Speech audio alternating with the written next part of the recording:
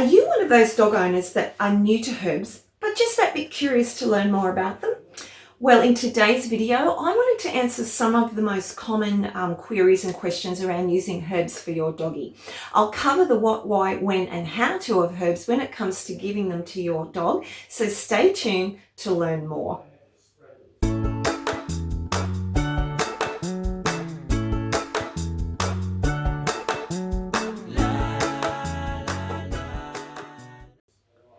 Hi there, Lyndall Pinchin from Canine Vitality, and welcome to my channel, Happy Healthy Dogs, where it's my passion to help you help your dog live a longer, healthier life naturally. Now, if you're new to my channel, don't forget to hit the subscribe button and click on the bell to be notified of all my upcoming videos. So maybe you're really curious about trying herbs for your dog, but you're also a bit scared at the same time. Now, don't worry, because this is really common for many people.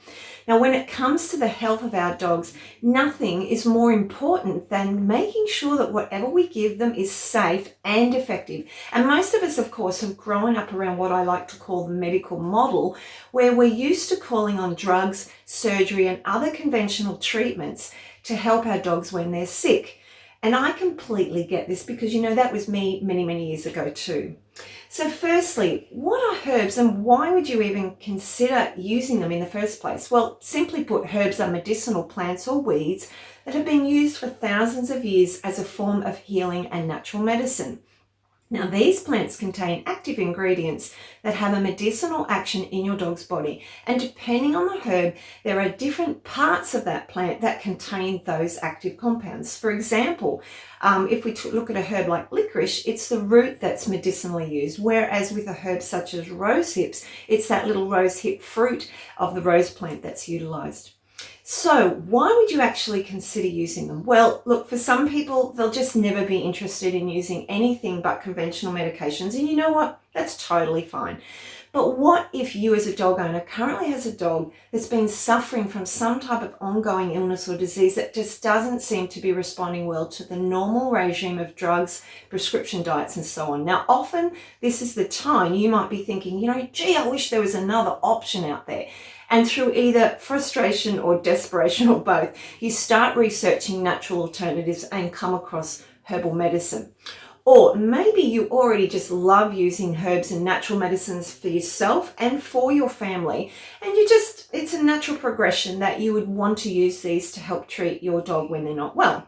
Or finally, maybe you're really fed up of using medications that give your dog side effects and contain nasty chemicals that you know in your heart, they're just not good for your dog long term. So once again, you start looking for those alternatives. Now, no matter what group you're in, herbs provide a safe and effective alternative for the great majority of health issues our dogs are facing today when used correctly. Now, once you've decided you want to try herbs, you'll want to know how to use them safely, and herbs come in different forms from fresh to dried to fluid extracts and tinctures.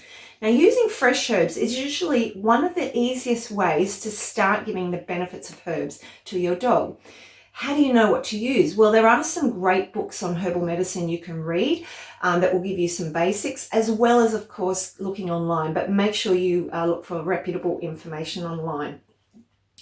Now, some of the herbs that are best given in this fresh form include basil, dill, coriander, mint, and parsley because they're soft and leafy. Now, these can easily be chopped through your dog's food every day or just occasionally.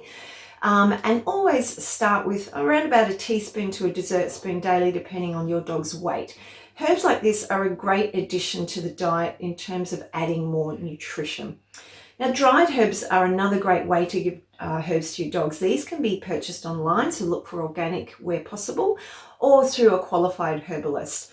And they can also be blended together. Now, herbs that are woody, such as rosemary, thyme, and oregano, are really better given in this dried form. And in this form, you're only going to need about a third of what you'd use of those fresh herbs because they are a lot more concentrated. Now, finally, fluid extracts and tinctures are the liquid form of these herbs. Now, these are created by taking that dried mixture and adding alcohol and water to extract all those active ingredients. And these, of course, are stronger again with tinctures tinctures being the strongest. Now, I recommend when it comes to using these and the general blending of any herbs that you do seek out the help of a qualified natural practitioner who understands how best to use and give these to your dogs. Now, my personal favorite, of course, is in prescribing herbs in their liquid form, as they are rapidly absorbed, and I can combine a whole lot of herbs in this formula that can have multiple actions and are easy to give. So what are some of the things to be aware of when giving herbs to your dog for the first time? Now, firstly, always give them as recommended. Now, usually in food or broth is what I recommend, and always follow the directions carefully. If you're not sure, always check with whoever has supplied you the herbs where possible. Make sure that you store your herbs in a cool, dark and dry place. And I find like a pantry is a great environment to store them. And there's no need to put them in the fridge. Don't give the herbs directly into your dog's mouth unless specifically directed to, as they're generally too strong and they can make your dogs gag.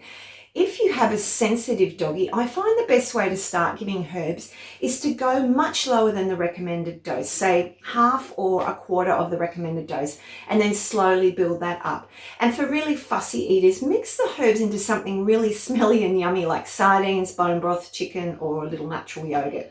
I find the great majority of dogs have absolutely no problem having a few drops of liquid herbs added into their food. But for those really fussy ones, I find that diluting and syringing gently into the mouth might be an option. Dogs are very instinctive and usually know what herbs can benefit them. So sometimes they will reject a herb just because they know instinctively it's not what they need. And finally, many people are concerned about the safety of giving herbs, especially where other medications may be present. And this is where the help of a qualified practitioner is pretty much essential. While herbs are very safe when given appropriately, they can also be dangerous when given incorrectly or at the wrong dose, or even combined with certain medications. And in the wrong hands, they may also cause reactions. So this is why it's really important to check with your vet and follow the advice of your holistic practitioner before commencing any sort of herbal regime. Well, I hope you found this video a little bit helpful in terms of you might be now a little bit more comfortable at the idea of trying herbs with your dog.